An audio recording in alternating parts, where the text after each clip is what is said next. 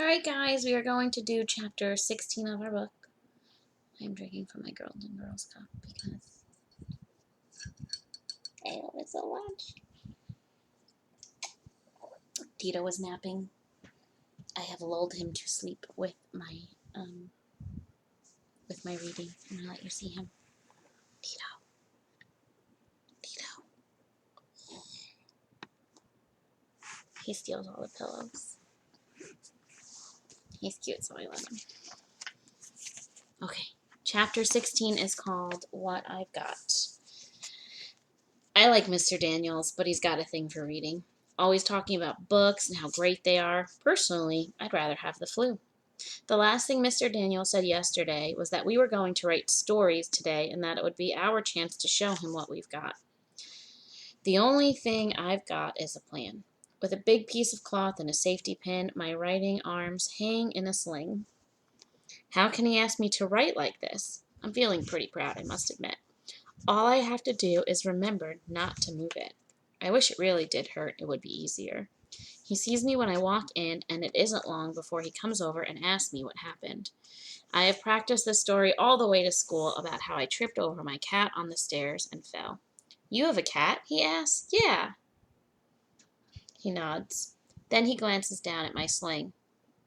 Is it a new cat?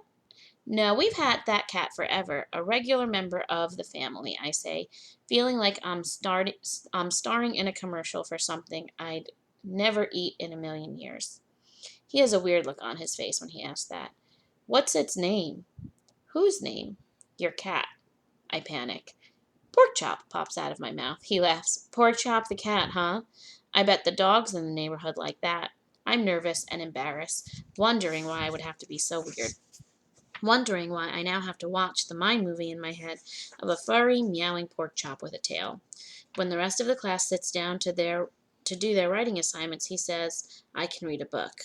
I stare at the letters and watch them dance and move on the bright white pages. My eyes ache and my head hurts. Mr. Daniels watches me, so I look down at the pages and remember to turn it every once in a while with my eyes closed. I watch bright movies of me flying, one of my favorite movies. In this one, I'm flying just above the water, my stomach almost touching it, racing towards a castle filled with blue light. I open my eyes a bit to watch the others write. I look at the page again. I even try to read some. I really do. But I can't help wondering why Mr. Daniels keeps looking over at me.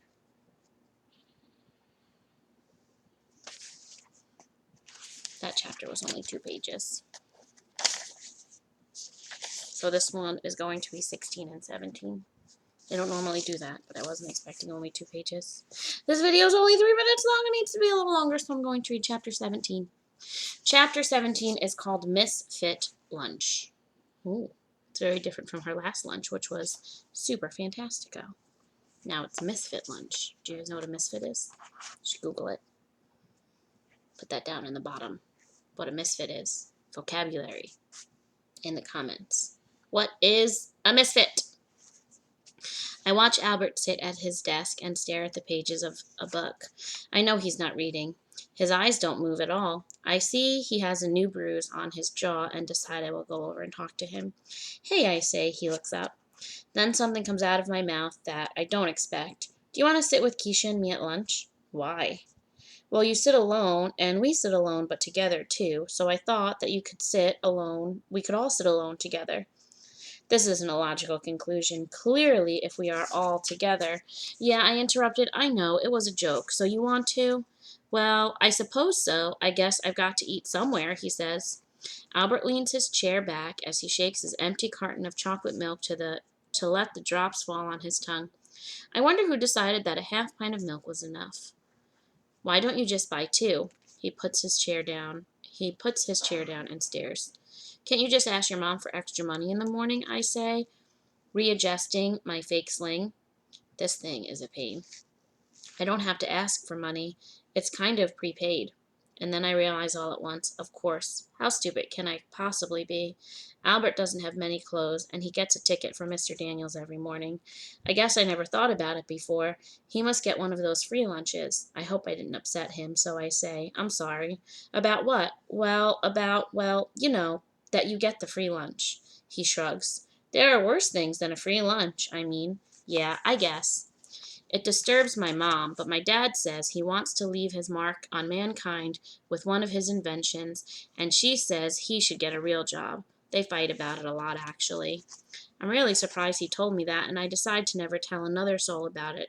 Hey, says Keisha, sitting down. Hey, I say, and Albert nods. So, Albert, Keisha says, I watch Star Trek because you are always spouting off about it. The special effects are not that special. Kind of pathetic, actually, like a first-grade puppet show. Albert looks horrified. Keisha laughs as she unwraps her sandwich. Yeah, I knew that would get you. Shay's voice arrives before she does. Look, Jessica, she says as she walked by. It's the island of misfit toys. Yeah, Jessica says. It's like a six-legged freak. Shay laughs and Jessica looks proud of herself. Ugh, those girls are like walking pricker bushes, Keisha says, taking a bite of her sandwich. Don't let them bother you. They don't bother me, Albert says. It doesn't bother you at all that she called us misfit toys, I ask. It doesn't bother me, Keisha says. That girl can flap her gums about me until the sun rises and sets again. I really don't care. I wish I didn't care. I wish I wasn't jealous of Shay and all that she has. Albert is wide-eyed. But why are the toys all misfits? Square wheels on a train can be fixed easily enough. Albert has his most serious voice turned up too high. And what's wrong with the doll, anyway? Why is it a misfit? It seems to adhere to the standards of a typical doll. Wow, he is in full professor mode. The Charlie in the box, he continues, is just like a Jack in the Box in every way but his name. Something is not a misfit simply because it has a different name. That isn't true, I blurt out. He looks shocked. I suppose he isn't used to being corrected. He holds up his milk carton. Suppose I say this is orange juice. Doesn't change what's inside. That's different, I say, thinking that the milk will feel like it's orange juice if it is told that enough. It is the same principle. I think of a word like dumb and baby and think how wrong Albert really is. What about the cowboy, Keisha says. He rides an ostrich instead of a horse. Then that has got to make him a misfit. It is illogical to say that he is a misfit just because he chooses to ride a different animal, provided he can carry out his cowboy duties. Albert, Keisha says, how can you possibly say cowboy duties with a straight face? I don't understand, he says. Keisha's forehead touches the table, and he continues, especially when you consider that ostriches run faster than horses, require less water to drink, and can use their legs and feet as weapons. They are fierce kickers with sharp claws. I, for one, would trade a horse for that. That's just logical. And then I think that if someone hung a sign on me that said anything, having that sign there wouldn't make it so. But people have been calling me slow forever, right in front of me, as if I'm too dumb to know what they're talking about. People act like the words slow reader tell them everything that's inside. Like I'm a can of soup, they can just read the list of ingredients and know everything about me. There's lots of stuff about the soup inside they can't put on the label, like how it smells and tastes and makes you feel warm when you eat it. There's got to be more to me than just a kid who can't read well. Oh, goodness. Part of the book is getting sad. We're starting to see how much Allie's school troubles are affecting her view of herself, her own personal self-worth.